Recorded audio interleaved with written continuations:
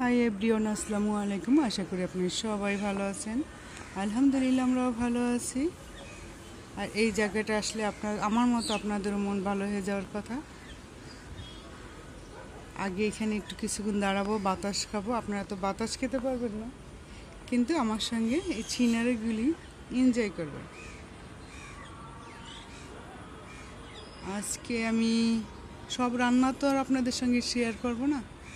মাঝে মধ্যে মন চায় একটু ভিডিও করি, আপনাদের সঙ্গে শেয়ার করি। সব সময় আর রান্নাবাড়ি করতে ভালো লাগে না। এই যে আজকে ভাবলাম আপনাদের সঙ্গে একটু শেয়ার করি। আজকে আমি ভেন্ডি ভাজি করব, কীভাবে ভাজি করব সেটাই শেয়ার করব।